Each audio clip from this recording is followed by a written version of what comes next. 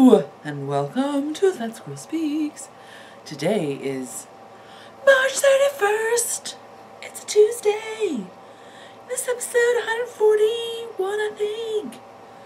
Hi, I'm Amy Beth, also known as the Fat Squirrel.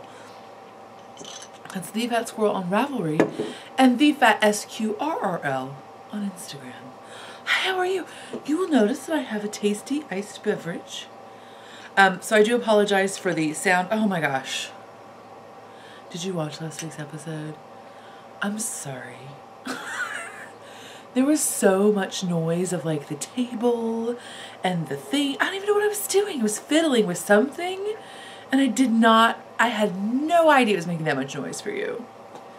I'm really sorry. So this week I'm actually trying to put the camera further away from me in the hopes that it will help with that. I hope it just doesn't make me super quiet so you can't hear me. I don't know, we're going to wait and see. So there will be a little bit of noise as I put this cup up and down.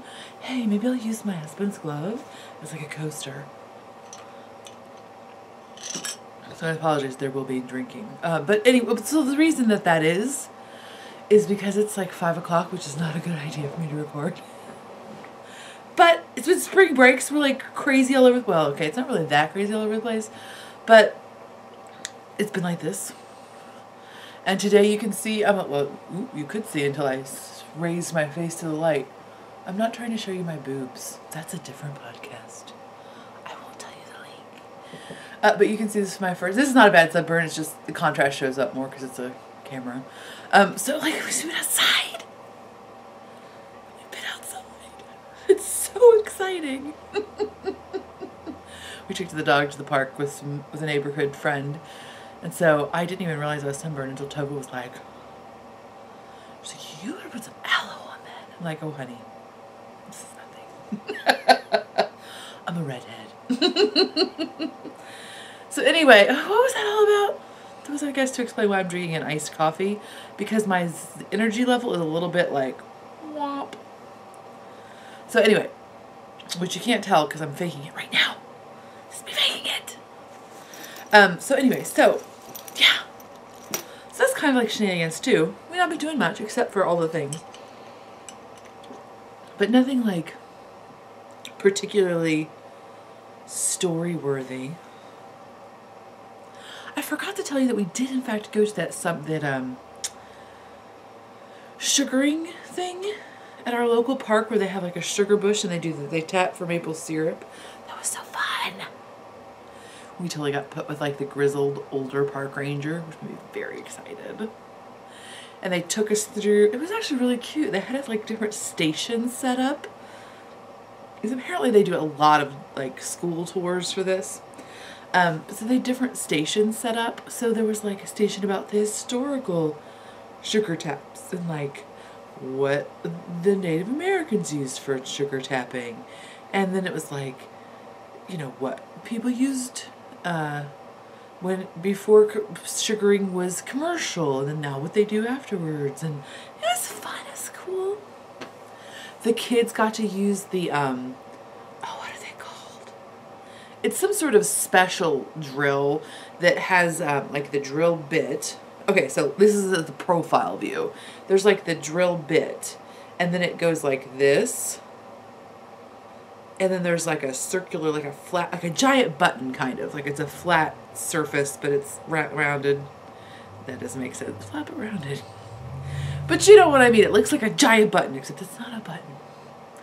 And so the theory is that you put that against your abdomen or your chest or somewhere along your torso, and you use to push into the tree, but then because that handle is like, because the bit itself is like, it's not the handle, it's not the bit, it's the thing in between, is bent up like that, then you can use that to turn it around, to crank it, to turn the bit into the wood. Anyway, so the kids got to use one of those, not on a living tree, and they got to use, what else did they get to use? There was another thing. Oh, the spiles. They had to put the spile into the tree. Well, again, a fake tree. It was a dead tree. And take it out again. It was really cute and fun. And very cool. And then they were actually also boiling off syrup, because I didn't know this, but they actually do the whole process there and sell the syrups and everything. My hair's going to be driving me crazy because it's doing this a lot. I should just do a podcast like this. So they were doing where they have them in the big long pans and they're boiling it off, and they were telling me that they got this new osmosis machine this year, which brings the sugar content in the syrup from like 2% up to 6% before they start boiling it, so it saves them a bunch of energy and time and boiling.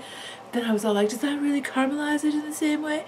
Because your syrup seems to be very, very clear compared to most syrup I see, and quite frankly, it tastes super sweet, but not all that mapley. They were like, no, that's because at the beginning of the year, there are less minerals and stuff because the tree is not... This is so cool. Do you care? You probably don't care. That's good for sports. At the beginning of the syrup run, which technically it was, even though it was like kind of late in the season, but it had been so cold, the syrup actually starts to run when the temperatures go between freezing at night and above freezing during the day. That starts to make the expansion and contraction of the water, in addition to like the tree doing its magical tree stuff, which I don't understand, starts to make the sap go up during the day and then go back down during the evening of the ground. So, but during the first of the season, the trees are not budding yet. They are just, the sap is just beginning to run, and it has, I'm sorry, there's hair in my head and my eyeball. So the sap is just starting to run, but it doesn't have a lot of minerals and stuff. That it's not pulling those up from the earth to feed out for budding and things and bud formation. So actually, once the tree starts to bud, then the run is over, because well, no, I guess it probably could damage the tree, but it's also becomes too mineral-tastic. But that's where you get your different grades of syrup. I figured it was from like cooking it or something, or like, I don't know. It's really because at the beginning of the season, the sap is lighter, and that's where you get your like grade A or your light amber. They're actually going to a whole new grading system. Supposed to be like an international grading system. Really, it's only the United States and Canada who can make maple syrup, as far as I know. I guess you could have a maple tree farm somewhere else, but the sugar maple is only regionally available in certain parts of North America and Canada. But anyway, it's the new international standard. But that was used to be like grade A, grade B, and like industrial. Oh, what's with industrial syrup? So anyways, that's cool. It was very interesting. And then they were also talking about how you can make syrup from other types of trees. I'm trying to remember which one of the trees they said you could make the syrup from. Anyway, they have a lower sugar. Again, sugar maples usually have about a 2% sugar volume. That's not right, but you know what I mean. And so that you can make it from other tree saps, but lots of times it has like a 1%. So you have to do even further boiling or osmotic reduction. Cool. That was so interesting. Oh, the other thing that I thought was really just like, what? Is they're talking about how, and this makes sense, but I just never thought about it. Like, Chum has a book about the history of popcorn, and of course corn is a South American, it's a plant of the Americas basically, and they're talking about how folks made popcorn. Well, when popcorn originated, there were no iron pots in the Americas, so they were talking about all the different ways that you could pop corn, and one of the ways that was one of the more popular ways was to actually put a hot stone into some or the other vessel and then have the corn pop. Well, that's what they did the syrup too. So like, look at how crazy labor intensive this was. This tells you how humans, how we love sugar like nobody's business, right? Like you'd have to take the syrups, and it's a 40-to-1 ratio, so it takes 40 gallons of sap to make 1 gallon of syrup or quarts or whatever, but it's a 40-to-1. You have to reduce it that much. So that, like, they didn't have iron kettles to just like put over a fire and just let it sit there forever. They'd have to constantly reheat stones and put them into vessels to heat. How crazy is that? That's fascinating to me. High sugar is amazing. As is caffeine. We'll do anything for them. Anything. So I thought that was very interesting. Do you think it's interesting? It's totally interesting, right? Totally. Anyway, so those are all the shenanigans, basically. So there. Okay. Anyway. Okay. So this week will be all finished objects. And it'll be a little bit of shameless self-promotion. And I think that's all. We'll talk about stuff. First thing I'm going to show you is actually something that I had finished the last time I recorded, but I hadn't blocked it yet, or I had blocked it, but it needed to be kind of touched up. So this is, I believe it's called Fossil and Bone. I'm trying to get to my, come on little machine. I don't want that. Yes, Fossil and Bone.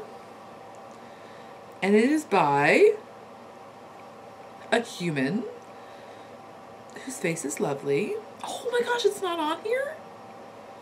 Alright, well it's called Fossil and Bone, and I apologize, her name is not on the document where I can readily... Oh, there we go. No, Jess Hill was the model. Ah! Okay, so anyway, Fossil and Bone. And I don't think it was a free pattern, but I could be wrong. I think it was not a free pattern.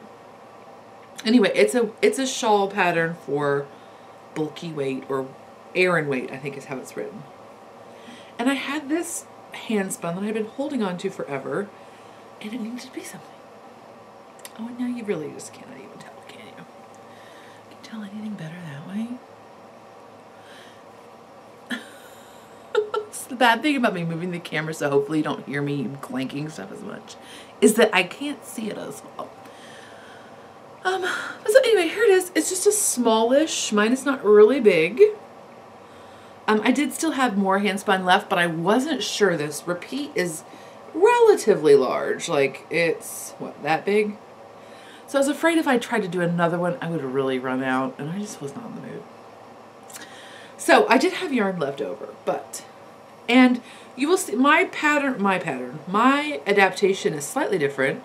How I modified it is in the pattern as written, has a much larger, not only garter stitch border at the bottom, but a larger garter stitch margin on the sides too. So it has a more exaggerated garter edging, which I toned down a little bit. And then the other thing that I changed, and I'm not sure why the pattern was written this way. Maybe I'm crazy. 'Cause hello. But it's charted, and what she actually has, so you have like the spine, right? You have the spine here. And she has you on one side doing, instead of, so you know, normally you would have, okay, so normally you're knitting it like this, right? I'm going to try to not get my lefts and rights confused, because that might be even more confusing. So usually you're increasing one direction here and another direction here. One direction here and another direction here, right? So, for example, this side of the shawl has a left and a right on it, and the other side has a left and a right on it. Well, she has it so that one side has right increases, right slanting increases, both increases are right slanting, and the other side is both left increasing, left leading. So I did not do it that way. I just did it the old way that I do all the other things. I'm not saying that this is right or wrong, but that's how I did it, because that's was like, oh, what? So those are the things I did differently. And I think that's the only thing I did differently. Smaller garter stitch margins, and I did left and right like are more typical. But yay! It's a pretty basic pattern. It's not all that involved. It was enjoyable. That's all there is to it. And this is a CVM Rommeldale, California Variegated Mutant.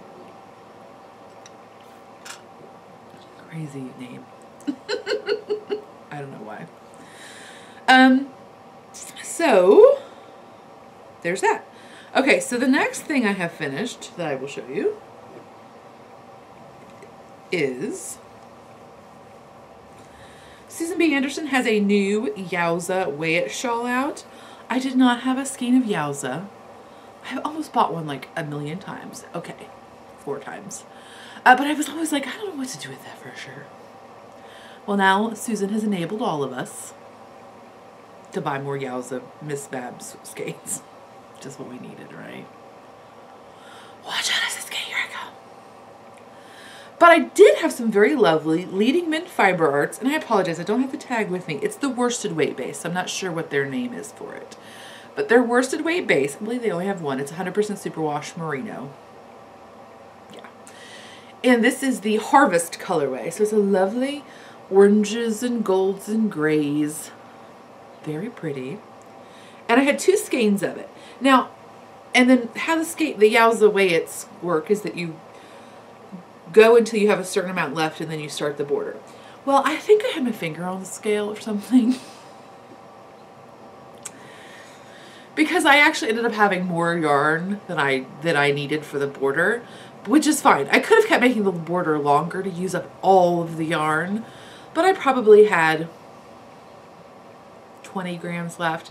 And I just decided at that point, like, I didn't want the border to be crazy too long. I could have definitely gone a few rows longer. But again, I think I had my finger on the scale when I weighed it to see if I was ready to start the... and if you notice too, like, most of the shawls that are bigger than this, and that's because the Yowza is even more yarn than, I think it's 8 ounces instead of 200 grams. I could be totally wrong about that. 100% wrong. I don't know. But anyway, so I did not use all of my yarn, because it's also going to not a person who's not particularly gigantic. So again, this is Yowza Weigh It 3 by Susan B. Anderson. And it has this knit 2 purl 2 ruffly edge. It's not super ruffly, just enough. It's very enjoyable. Very enjoyable. That's all there is to it. And then, in Susan B. Anderson theme, I knit the chili pepper hat. This is a free pattern. The Yowza is a pay for. This is a free pattern. Super cute, right? So this blue part, I'll let you see it up closer. The blue part is Gail's art in the Crystal Blue Persuasion color. Crystal Blue Persuasion. I know I said I'd sing it. In the Crystal Blue Persuasion colorway is her BFL sock, which I don't know if it has a name, but it's Superwash BFL sock. And then the orange down there is one of my yarns from when I was briefly dyeing, and that's the that bead in my ear colorway, which references a story about my child and my bad mothering skills. But I liked it because it was very like, ooh, and it seemed kind of sporty. And then I realized after I had made it up, the reason I think it's sporty is because I have a very sporty, athletic-y, like running. I don't run, not even for cake. Is that the title of the show? I don't even run for cake. Anyway, again, I have no fight or flight. I only have fight. I don't run.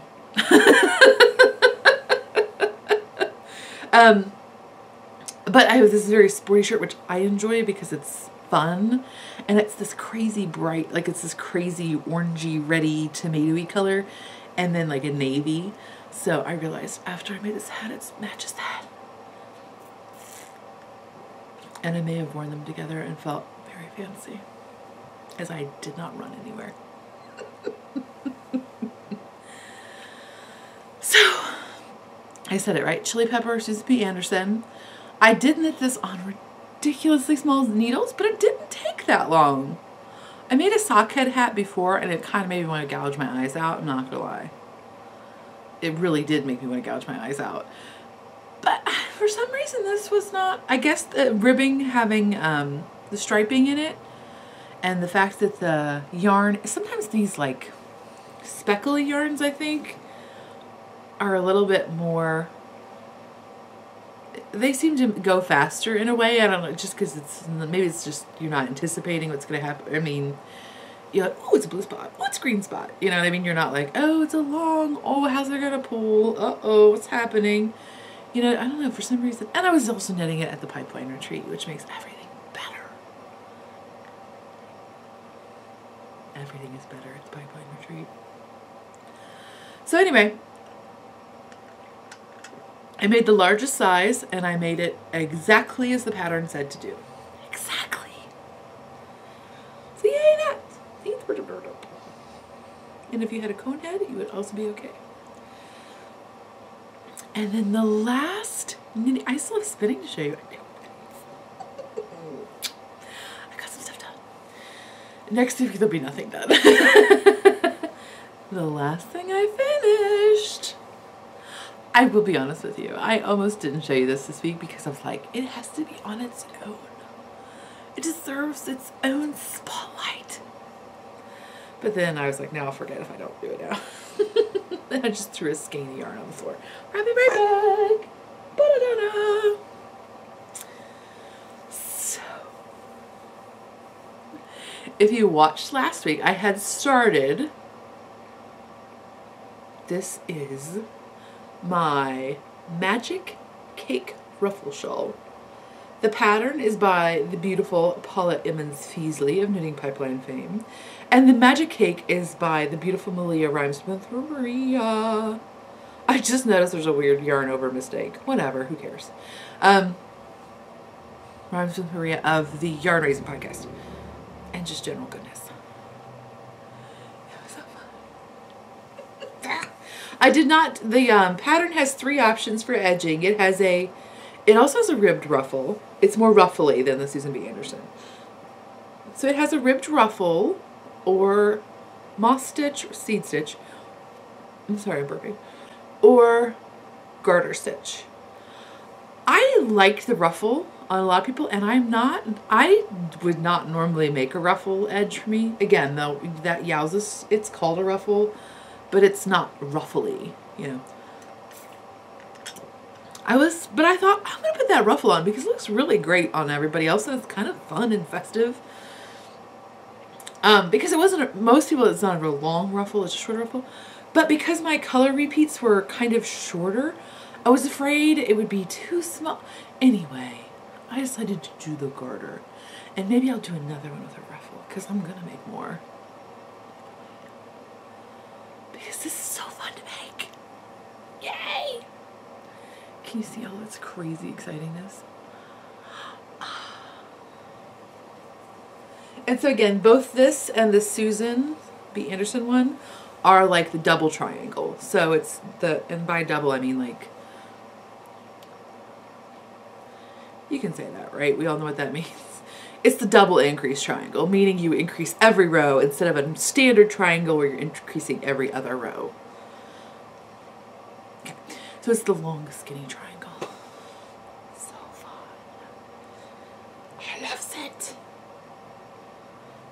Anyway, it's very exciting and they're very fun to do. Great, it would be a great travel project because I'm tangled up in all my knitwear.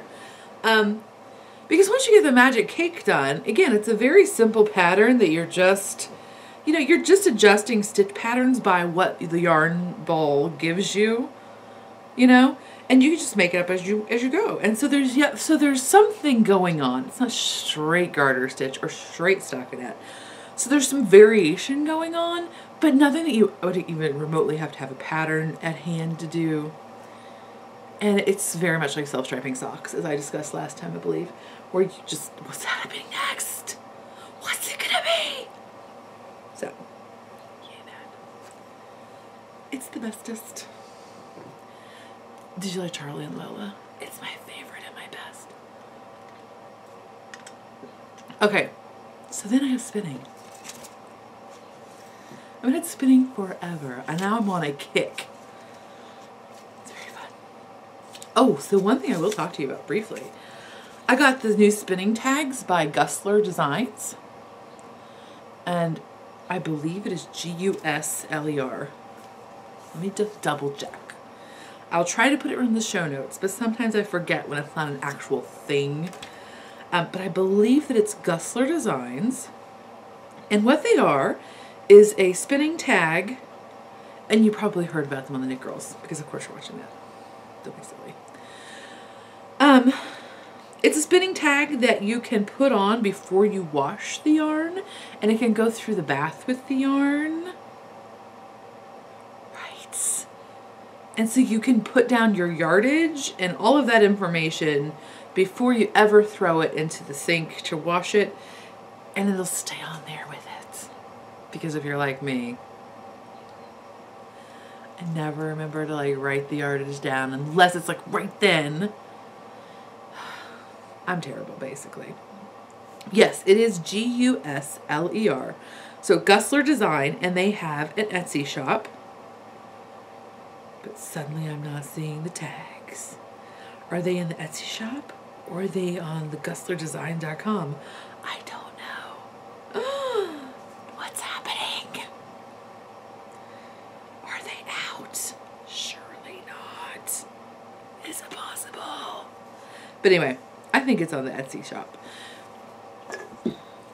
But they're double-sided. They come strung, so you don't even need to have a string. I mean, you got a whole thing of string, but you know what I mean. Sometimes you're like, that's precious string.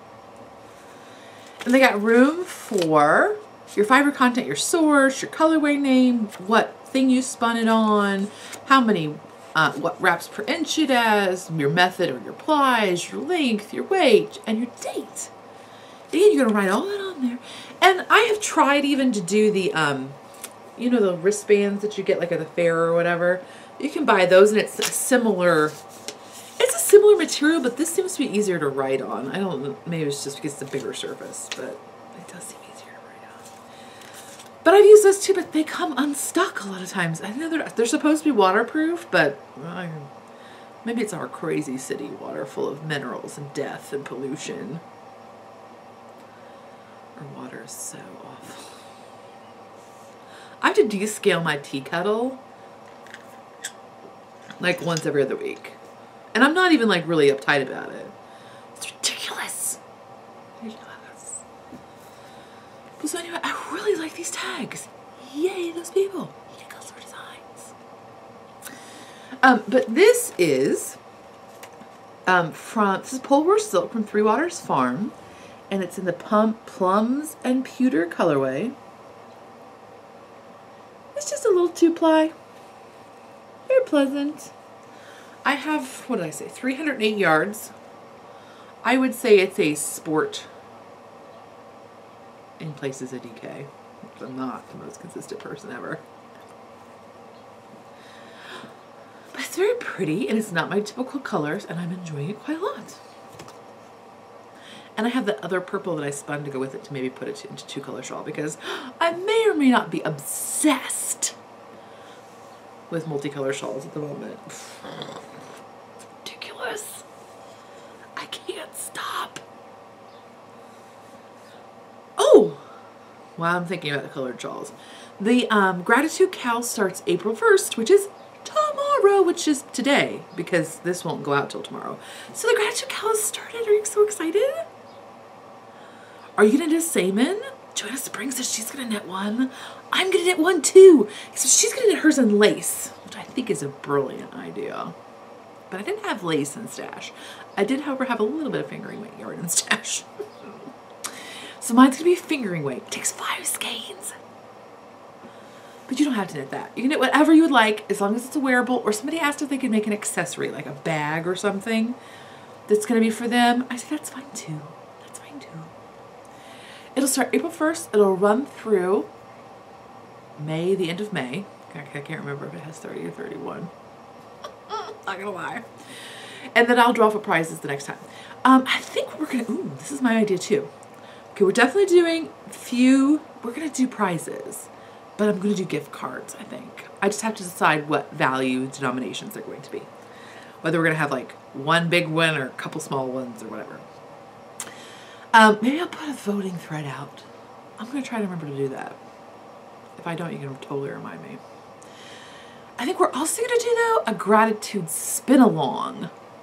We've never done that before, because you can intentionally spin and spin with gratitude in your heart and be all up in the moment. Seems like you could especially do that. So I think the only, and the spin along will actually have fiber prizes because I have some fiber prizes that I need to get out of y'all. And they're nice. They're like Into the World fiber prizes. They're very nice.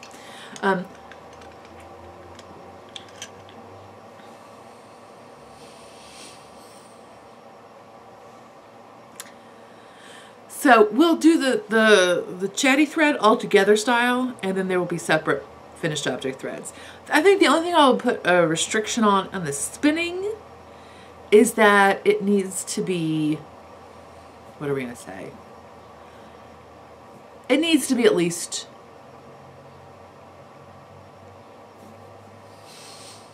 it needs to be at least 2 ounces. That's not asking that much. It needs to be at least 2 ounces for the spinning thread. That's my rule. And rule for both is they have to start after April 1st. Again, you can totally chat along and spin with gratitude or knit with gratitude in your heart, and we get chatted up about it. But to enter for a prize, there have to be restrictions. Okay? Okay. Okay, so that was that's for spinning. So my next finished object is, I believe it's Falkland, but I may be making that up. It might be Rambouillet. It's from Spun Right Round, and this is her Snow Pants colorway. You can't really tell how awesome it is. I'm just going to be honest with you. It is like, it's a Muppet. And it's so fun and wackadoodle. And it's 212 yards. Just a 2-ply. And I think it's going to make a super awesome kid hat. It's, I think it might be Rambouillet. I don't know anymore. I lost the thing. I know. You'd think I had a job doing this or something, that I would not lose all the things. Yeah, it's so squishy. Little baby, I love it. So there's that. And then I finished these little guys. These are just little batlings from not Marigold Gem, Hobbledehoy. Close, but no cigar. From Hobbledehoy, this is like a batling set that I got a double order of, and I'm just spinning each one individually into mini skeins, and then something's gonna happen. Right. So just chain plying, and so yeah, there's 2 more of those done. Then I have another one. I promise I did cook food, and I didn't clean the house, but I cooked food and did laundry and ran a business. I had some stuff. I left the house.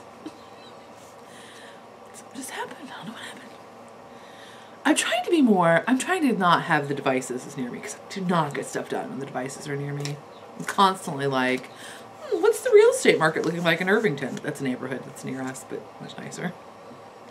Or random other stuff, what is the trail links to Turkey Run Park? What does the camping look like? A natural bridge. So I try to not have them near me as much. I think it's making me more efficient. Or maybe it was just, I don't know, a confluence of other things. So this is a bat that I got from Joanna Spring, who is Knit Spin Farm. And it is so many different things.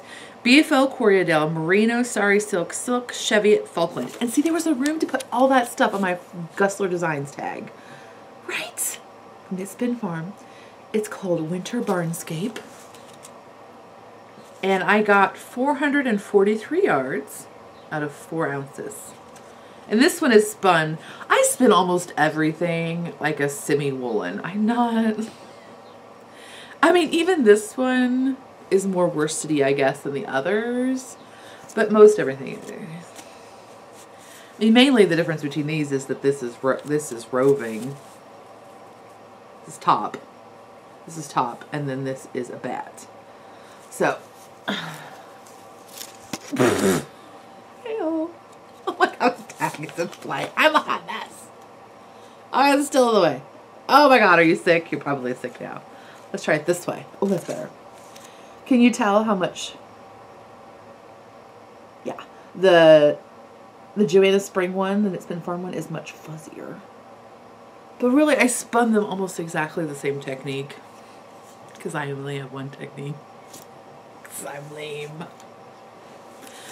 But the preparations being different makes a big difference. But so this was so pleasant to spin and so easy to spin.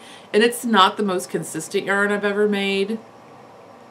But it's because I did not put any effort into it at all. I was just like, la la la la la. What's going to happen on Bloodlines? I don't know. I guess Bloodlines. Have you watched that? I don't know what's happening yet. Don't tell me. The spoilers. But I'm intrigued. I'm going to listen to The Hobbit and just stare off into space. I think it's going to be a beautiful shawl. And my mom totally made a comment. I gave her a hand spun shawl, and it's just like a little shawlette. It's not a big shawl, and it was, I don't know, sport weight, I guess, because almost everything I make is sport weight. Spinning wise, I'm like sport weight or Erin. I don't know what's wrong with me. But anyway, she was commenting about how warm it is, even though it's very small and lightweight. I'm like, it's because it's woolen spun, so she can tell the difference in warmth factor. So anyway, I think this will be a beautiful shawl. It will be lovely and snuggly and gorgeous, but lightweight. Yay, Joanna Spring. And I had to spin this up because I bought this bat in the fall, in the early fall. And now she's going to vend at the Greencastle, the Fiber event. And I had to get that out so I could buy another bat. Because that's the rules, right? There are no rules. Okay, so that's all the finished objects for this week. Shameless self-promotion.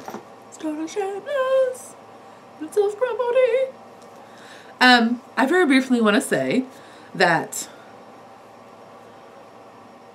Indiana has sort of infamously placed itself in the news this week about a certain bill signed in by a governor. Not all of the residents of Indiana are in any way happy about this bill. That said, I don't mean to make this show about a political thing in any way. Not that I don't have opinions about things. But this is not the best venue to talk about those opinions. However, I will say that y'all can buy bags. All y'all. All y'all. Or whatever else I'm pushing. Happy. Sell all y'all some stuff. Got no problem. Any y'all. Very clearly. Just want to make that known. I'm still recording a podcast, dude. Can you wait? Okay, thanks. You can't wait? I count my pennies. Ugh, yes, you can count your pennies. Whoa, my teeth look so big right now. She just got back from Mom and Papa's, and little grandpa, who is my papa, whatever we have issues, totally gave her a giant container of pennies. And so she's like, anyway, what am I even talking about? Oh, I was talking about how you can all buy stuff. Happily, I will sell it to you. Ding! Anyway, moving on. Show some promotion. This week's update will be April 3rd, Friday, April 3rd at 9 p.m. Eastern. And if you saw people who went to the Knitting Pipeline Retreat, this is their pre-order fabric. Of course, it does not have the Knitting Pipeline tag on it because that would be ridiculous. It is in both the gray and whatever color this is. I can't decide. Melon, maybe? No, it's not really melon. Anyway, I still haven't decided what color this is, but it's a color, and I like it. And of course, it's like a excuse me. It's almost like a batik in terms of, I think this is like a wax resist, because even there are places, which of course, now that I say that, there's not going to be one that I can find on any of these 3 bags that I have here. But there are randomized places throughout the bolts of fabric that I had that have like, yeah, they don't have any, that have like a little bit of a like squiggly trail, like very fine, like almost like a spidering of places. And I think that, again, I think there was maybe a wax resist or something when they were printing these. Because it's not like it's not part of the pattern repeat. It is totally randomized and kind of cool. Like, it makes me excited that there's still something kind of natural happening. Okay, I'm not even pretending that I know how any of this is printed or made or where or what or who or how. But it makes me excited when there are, it's not a flaw in terms of like quality. There's no fabric inconsistency or anything like that. I think it's just like a wax resist. There was a little bit of trail. And that makes me very happy. There's some variation in there. Yay. So none of these have it, of course. But I tried to be very careful to look very closely at each bag as I was working on it to make sure that none of those were distracting or abnormal. You know what I mean? That they were not like, that they did not look like a flaw, but instead just looked natural as part of the process of making this. Because part of the thing is too is, well, here, I'll show you this before I get too excited about the fabric, because I really do like the fabric. There is a large wedge. There is a sweater size. And there is a Aran sweater size. And, you know, large wedge is big enough for definitely a two skein shawl. Sorry, I can't even talk. Definitely big enough for a 2 skein shawl. Quite frankly, probably fine for a 3 skein shawl. I don't like my knitting bags to feel very full because I don't like making things fit in them. I just want to be able to throw it in there really fast. So that's one of the reasons my bag designs are a little bit bigger than maybe what's average. But that has 3 skeins of hand spun in it, and they're those big poofy skeins. So, you know, that easily held the 3 skeins. But, you know, I would probably 2 skein shawl is what I use this for. Sweater bag is really good for either holding multiple project bags or a lighter weight sweater for a person like me, or, you know, a sweater in progress, whatever. You can put this large wedge in there and also some other stuff. Because my bags all have a very fat bottom, as do I. And then the Aran sweater is really like, if you're my size, I mean, like I'm a size 24, 26 top. If you're my size and you're knitting a heavier weight sweater, this will fit it, or a blanket project or anything like that. And this actually will almost, like, it's ridiculous. That's both those other bags, and like it's only this full. So it has like a 7-inch bottom gusset. It's a big dude. You can also use it as a pillow. You like to fill it up with yarn and just keep it on your couch, just a little snuggly pillow. Works for that too. Oh, the fabric itself is a cotton linen. It's a slub, so it has some texture to it, which I think is part of the reason that there are sometimes those dye variants with the spidering. And because it is a slub, it does have surface texture. It has not just the texture of what you're seeing, like the woven texture, but it also has some slubs in it. Imagine that. It's called a slub, and it has some slubs in it. Who'd have thought?